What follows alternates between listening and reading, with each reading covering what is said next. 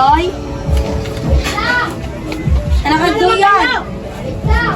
Talakaduyan! Dala ka doon sa bundok.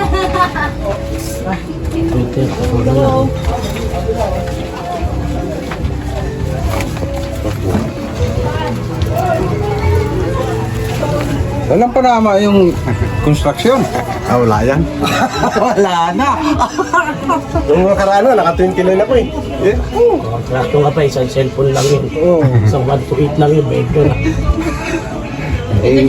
Ngayon, Huwag tayo kasabi ko.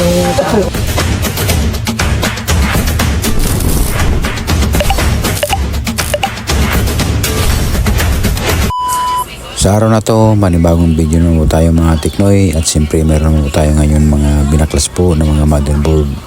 Ang mga motherboard ito mga Teknoy, yan po yung mga binaklas po namin sa mga unit dahil yan po ang hindi na po namin pwedeng buuhin. Dahil bumubuo po kami ngayon ng mga unit, yung pinipili po namin siyempre yung mga magandang klase pa po ng mga unit na hindi pa po masyado gasgasin at wala po masyadong sira. So itong mga ganito mga Teknoy, ini-scrapboard na po namin to dahil hindi na po namin to pwedeng buuhin. At siyempre meron po kami dito mga buyer at andito na nga po ang buyer namin dahil pagka tuwing linggo po siya po ang nagpipick up po dito para bilhin po ang aming mga motherboard na mga naiipon po sa mga ilang araw lang po ito, mga 3 araw lang po namin ito naipon ng mga motherboard namin dahil siyempre mga Teknoy, ganun lang po talaga na ang naipon namin, ganun lang po karami dahil sa dami lang po na namimili po ng mga scrapboard ngayon. Halos sa kahit saan po lugar tayo magpunta, mayroon po tayong mga nakasalubong na mga namimili po na dati-dati mga Teknoy, halos kami lang po ang mga namimili dito. Pero ngayon grabe, mula nung tumaas po ang mga motherboard ngayon, napakarami na po ng mga gumagala po, halos po na sigaya-gaya na po at yung mga kapwa po natin ng mga technician na gumagala na rin po yan para mamili po ng mga unit. At siyempre yung iba naman ng mga gandang mga unit, yan nga po ang aming mga binubuo din. At siyempre nagbubuo din po tayo ng mga unit dahil kailangan po natin din magbuo ng mga unit dahil pagka umasa po tayo sa mga board po na pambinta, minsan nalulugi din po tayo gawa ng bumaba po ngayon ang mga motherboard mga Teknoy, di tulad dati na mataas pero ngayon bumaba po ngayon, laki po ng pinagbabaan dahil ang A plus po dati ay 250 pero ngayon ay naging 170 na po, kaya malaki po ang nawala po sa amin ngayon na sobrang baba po ng mga motherboard.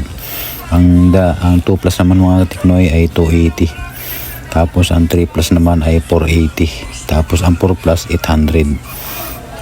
So ang 5 plus mga Teknoy ay 1,000. So sa mga dikipad naman mga Teknoy, ang bilihan po sa amin ay 20. Tapos sa mga 128 naman, ang bilihan po sa amin dito ay 750. Ang mga 32 GB ay 220. Ang 64 mga Teknoy ay 350. Tapos sa mga Java naman ay 30. Tapos yung mga iPhone po na mga maliliit na iPhone ay 80. Ang camera naman mga Teknoy, binibili po sa amin per piraso nga po. Ang bilihan po na sa amin ng mga camera ay ang isang piraso po ay 3 piso.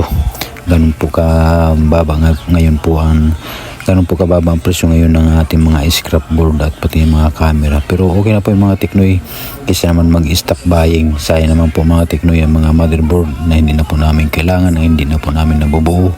At siyempre kung hindi po binibili yan, lugi din po kami gawa ng bumubuo po kami tapos hindi na namin po mapagkinabangan yan. Kaya nagpapasalamat po kami sa mga mabili po ng mga scrapboard na binibili pa rin po nila na kahit tambak po sila dahil kahit na bumaba, dahil ang balita ko po mga Teknoy mag-stop buying, pero buti naman at hindi naman ng stop buying, bumaba lang po ang presyo ng mga motherboard ngayon. Sa mga G7 naman mga Samsung mga Teknoy, ang bilihan sa amin dito ay 230 at mga 6580 naman 90.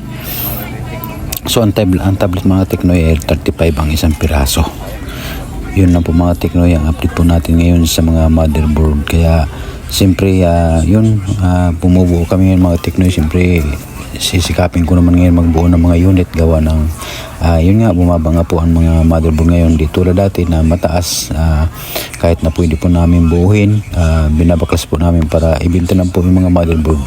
Kaya, pero ngayon ay siyempre bumaba na nga po. Kaya nakakawalang gana na rin po mag-scrapboard. Kaya sisikapin po namin na magbuo naman ng mga cellphone para kahit pa paano malaki-laki din po ang kikitain pagka magbuo po tayo ng mga unit.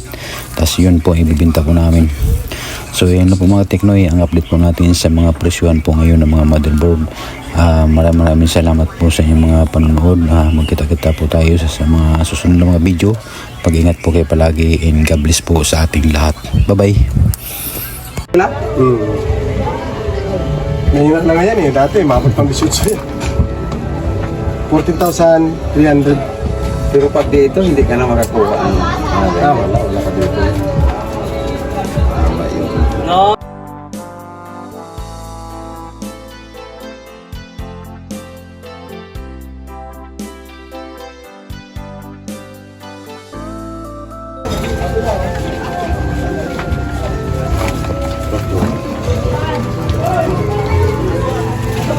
Walang panama yung construction.